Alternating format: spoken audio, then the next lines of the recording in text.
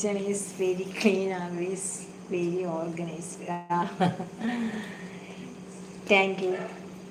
Kitchen എപ്പോഴും clean ആയിട്ട് ഇട്ടേക്കും. ഞാൻ പറഞ്ഞില്ലേ, ഇതുപോലെ നമ്മൾ കുക്കിംഗ് ചെയ്യുമ്പം തന്നെ ഞാൻ അപ്പം ഉള്ളത് അങ്ങ് ക്ലീൻ ചെയ്തങ്ങ് വയ്ക്കുമ്പോൾ നമുക്ക് നല്ല ക്ലീനായിട്ട് കിടക്കും. ഇപ്പോൾ ഫുഡ് ഉണ്ടാക്കിയിട്ട് പെട്ടെന്ന് ഉണ്ടാക്കിയ പാത്രങ്ങൾക്ക് ഒന്ന് ക്ലീൻ ചെയ്ത് വയ്ക്കും. പിന്നെ അത് കഴിഞ്ഞിട്ട് എപ്പോഴെങ്കിലും ആയിരിക്കും നമ്മൾ ഫുഡ് കഴിക്കുന്നത്. അപ്പോൾ പിന്നെ ആ പാത്രങ്ങളൊക്കെ അങ്ങ് ക്ലീൻ ചെയ്തെടുത്താൽ മതിയല്ലോ.